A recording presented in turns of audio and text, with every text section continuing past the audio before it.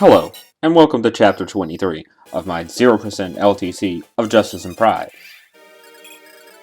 Today's chapter is really boring, so because of that, the whole thing is on 2 times speed.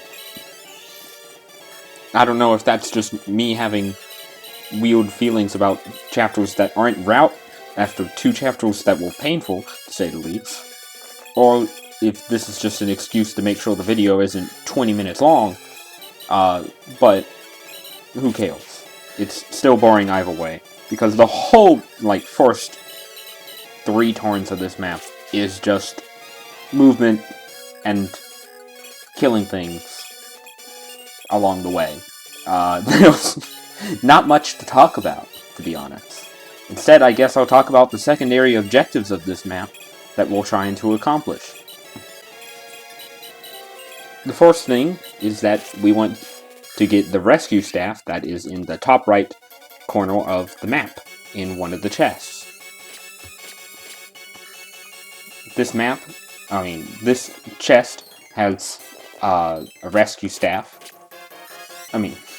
This rescue staff is important since, as one might expect, the opposite of a warp is still extremely useful in this case.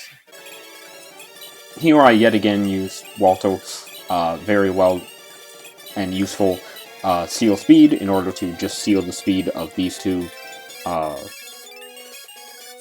wolves, because they can be really annoying otherwise. The other secondary objective of this map that we want to get accomplished is the recruitment of another unit. He's not very useful, because none of these in-game units are that useful, except for one, which we've yet to meet. But either way, we still are doing full recruitment, so we still have to recruit him. And the way we recruit him is by killing a boss that accompanies him when he first appears. Due to the fact that he doesn't start on the map and doesn't appear until turn 4, this does mean that we have to wait until turn 4 at bare minimum to complete the map in a full recruitment context. But either way, due to just how large the map is, we honestly don't have much of a choice but to stick around to turn 4 anyway, as the boss is in the top left corner, and while we start in the middle of the map, we have to go south and then around a huge wall in order to get up there, which is why this map is a lot longer than it would seem it might be.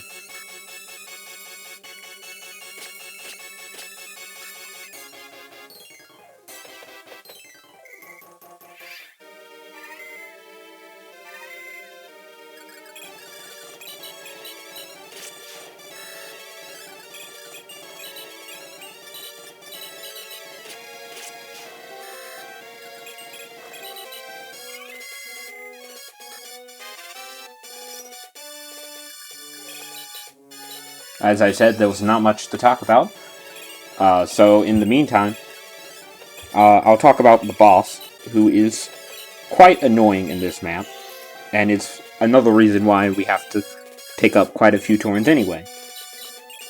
He has Nosferatu, which is an extremely dangerous tome in his case, because he has 2 skills on him that will lower the avoid of units near him, so that he's pretty much guaranteed to hit you a lot of the time.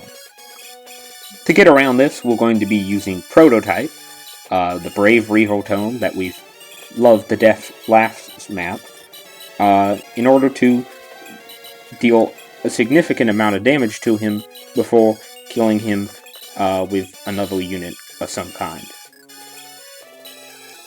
Here we put Theodora, our sage, in a pretty precarious position. This is just to lure a lot of enemies.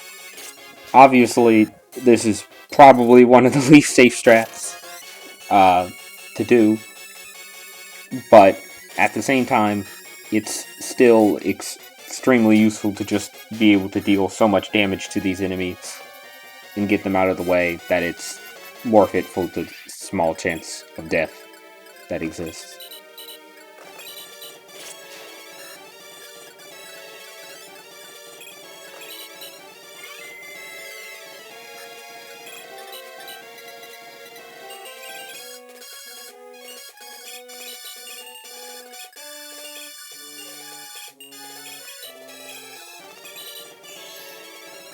It's honestly going to be interesting to see how in the new patch that came out actually today of this recording is going to change quite a few of these strats because of just how many Norths are done to avoid in general.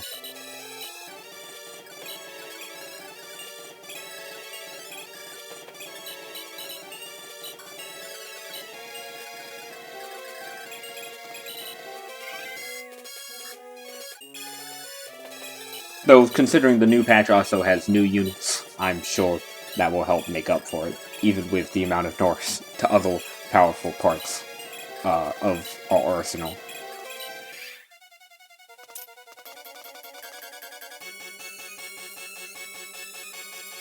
I should talk about the mini-boss as well. He is an assassin, and as one might expect, we want to avoid him as much as possible, which is another reason why we go on the far left, in addition to just how far away the boss is.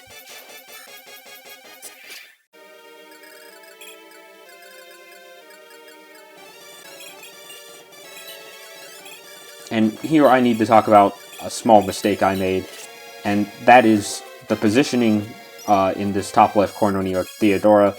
I should have positioned my units a little bit more to the right and down, the units that are going to be up there, because the phantoms that spawn have movement that can vary, and due to that, it is really annoying with how they moved this time, and I forgot at the moment, but it's all works out in this recording. But just know that context of that small mistake here.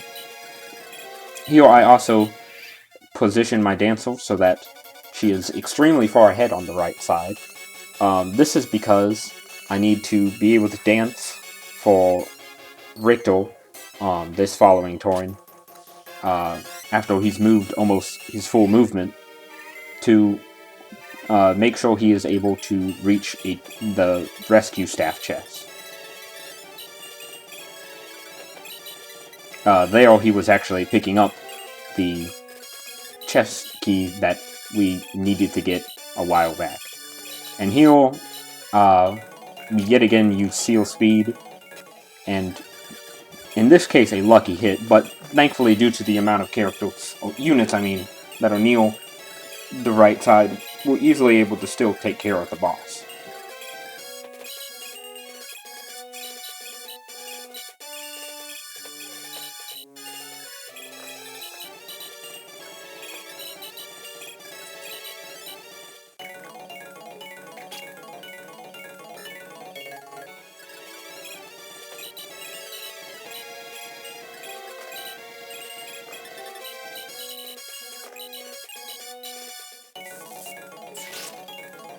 And as we can see, right when the boss dies, is when the new unit, Magnus, joins us, that halberdier.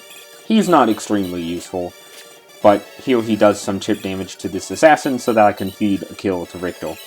It's far from necessary, and it's not got a high chance of happening, and honestly, I don't know why I'm even training him at this point to get this skill, because I doubt he's going to be seeing too much action in the future, considering that next chapter we get hammerne, and from there it's going to be a work to the finish. But either way, he still gets it, and the kill on that assassin.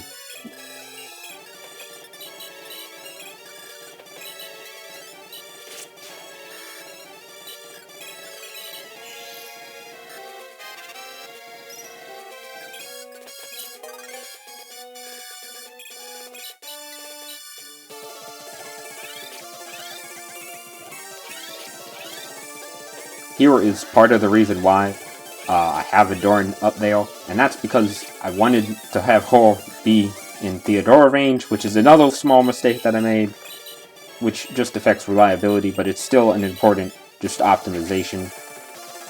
But either way, Phineas kills off the boss, and with that, that is chapter 23 in 6 turns.